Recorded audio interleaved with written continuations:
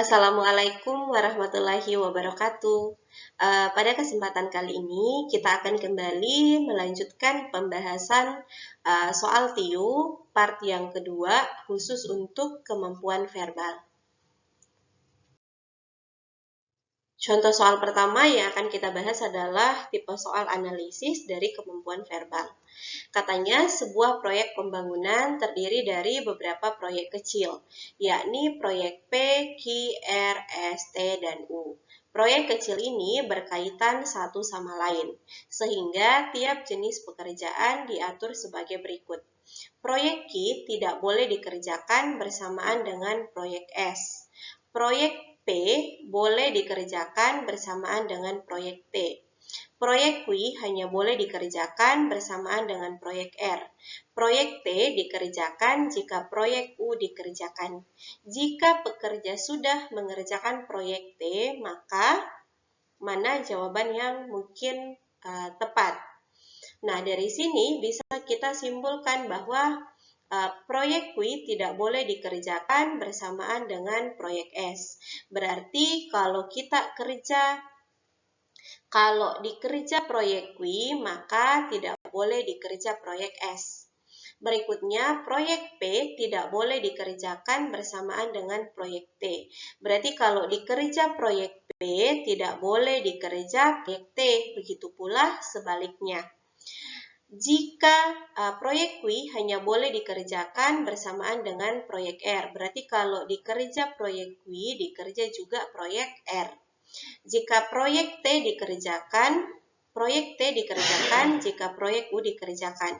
Berarti kalau dikerja T, maka U juga harus dikerja.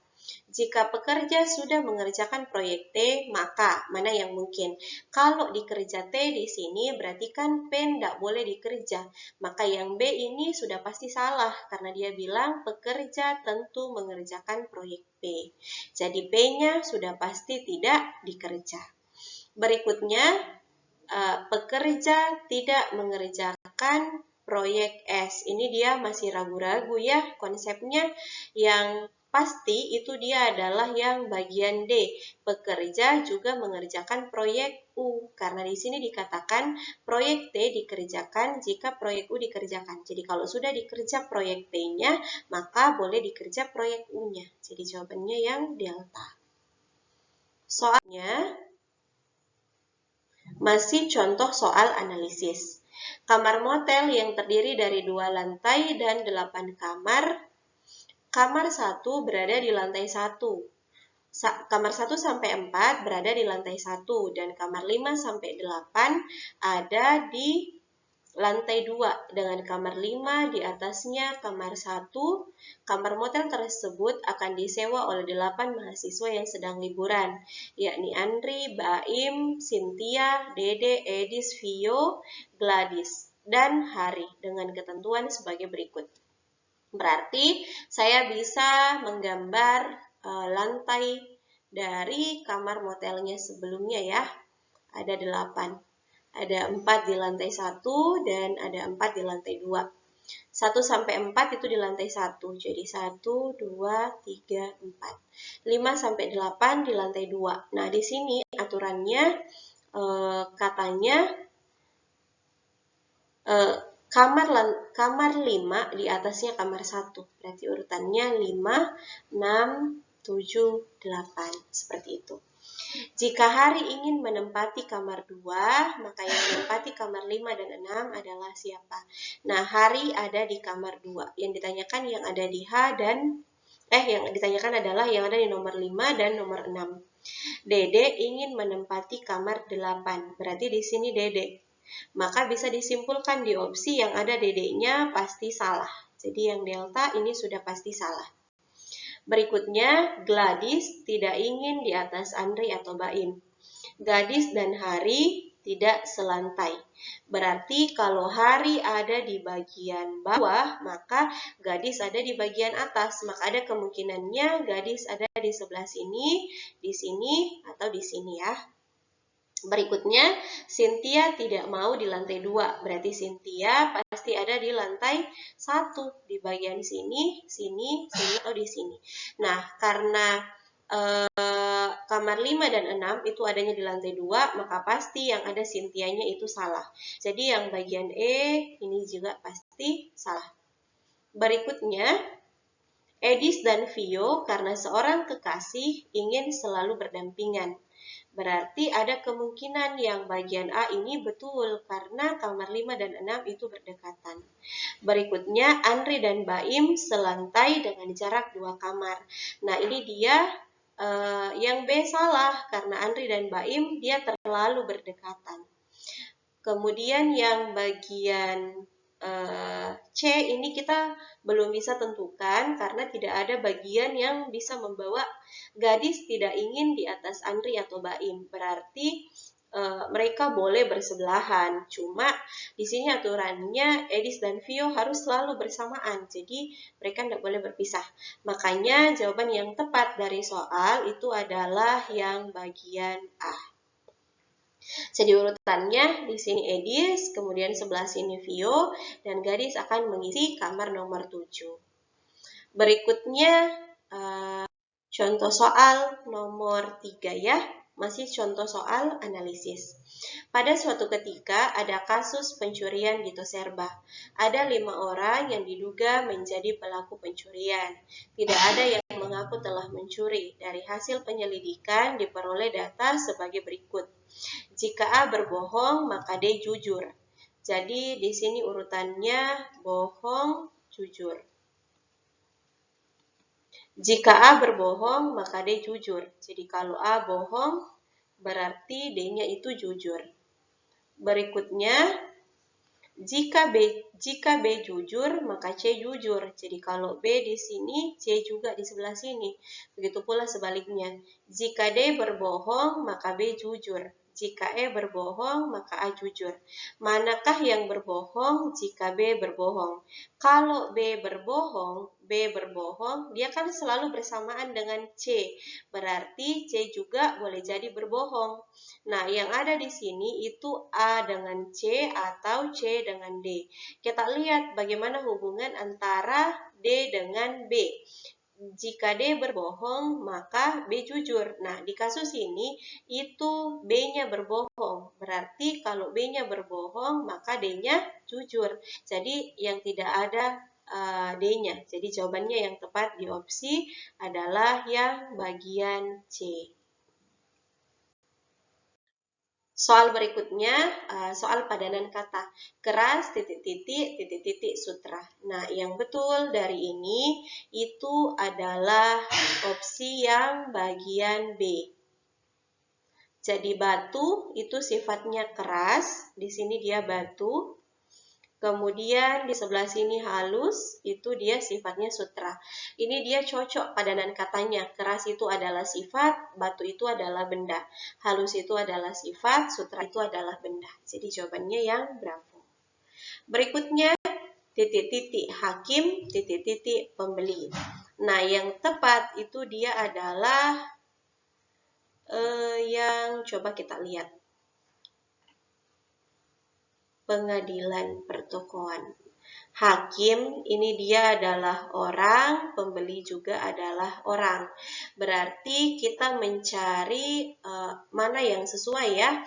Kantor polisi, apakah hakim ada di kantor polisi? Ini dia salah, karena kantor polisi hakim itu tempatnya bukan di kantor polisi, meskipun pembeli itu boleh jadi ada di mall.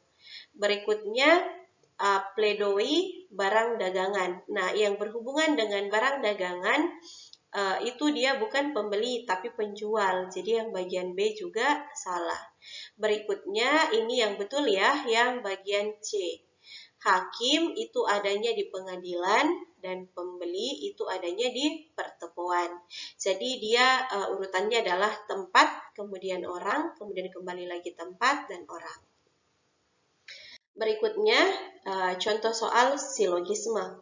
Semua sopir kendaraan harus memiliki SIM. Sementara sopir kendaraan adalah lulusan SMA. Rizal adalah sopir kendaraan. Manakah yang betul? Rizal pasti lulusan SMA, ini dia belum pasti ya, karena tidak semua sopir itu lulusan SMA, cuma sebagian, karena di sini katanya sementara. Rizal mungkin lulusan SMA yang memiliki SIM, ini boleh jadi betul. Bagian C, Rizal boleh tidak memiliki SIM, ini pasti salah, karena di sini boleh tidak memiliki, padahal di atas sopir itu harus punya SIM.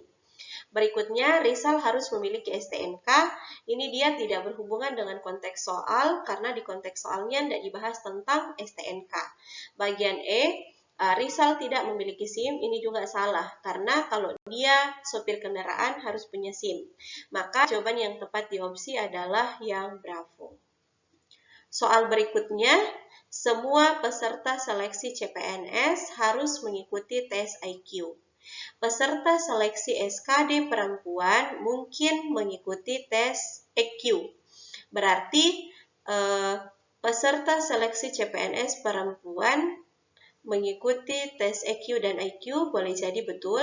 Peserta seleksi CPNS perempuan hanya mengikuti tes EQ, ini salah karena dia harus ikut IQ juga.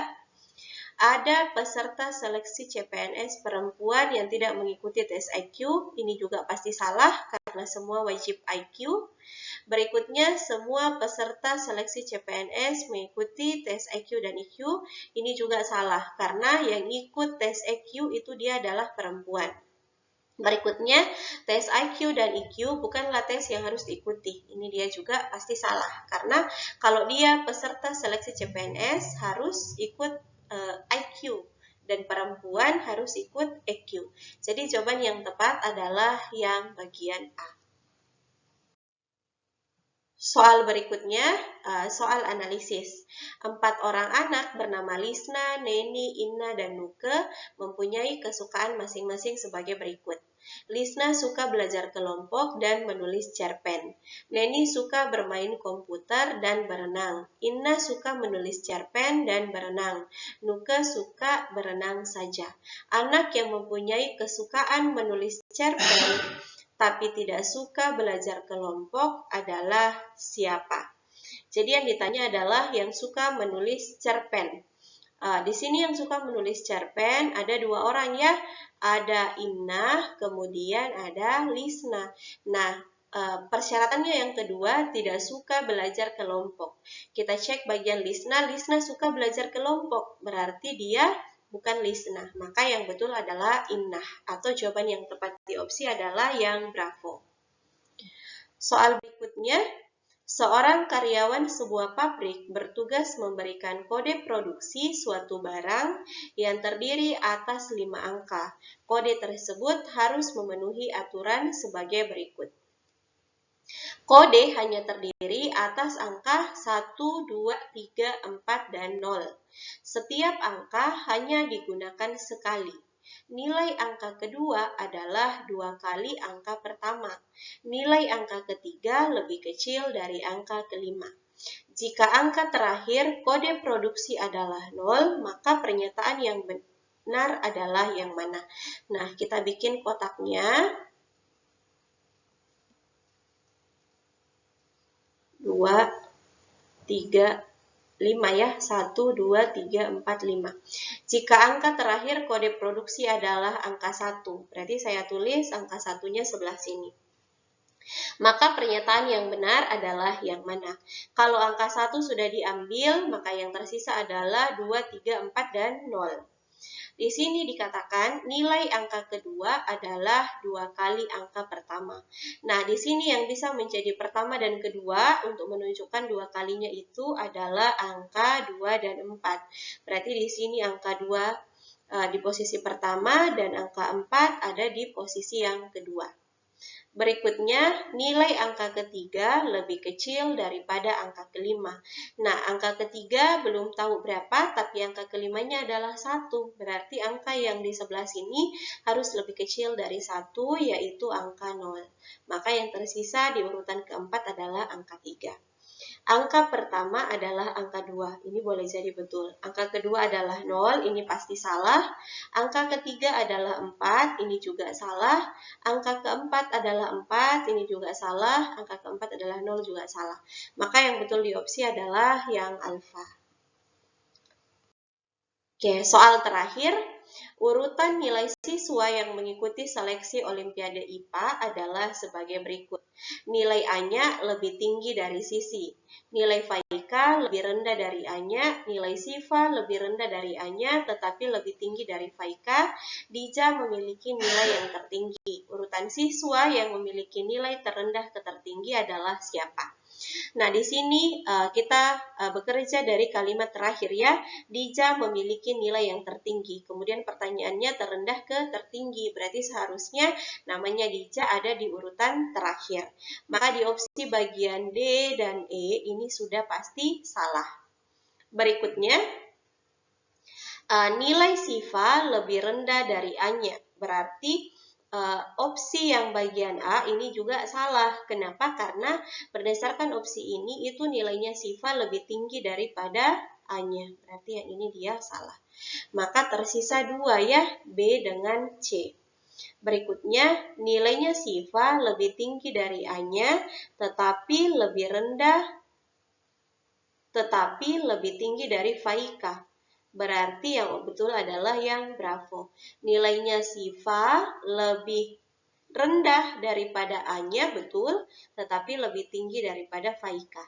Yang bagian C ini salah, karena nilainya Siva memang lebih rendah daripada A-nya, tapi dia juga lebih rendah daripada Faika, padahal harusnya dia lebih tinggi. Nah, sekianlah pembahasan kita untuk soal TIU kali ini. Sampai jumpa di pembahasan soal-soal berikutnya. Tetap semangat, semoga teman-teman yang akan mengikuti tes dimudahkan untuk menjawab soal. Terima kasih. Assalamualaikum warahmatullahi wabarakatuh.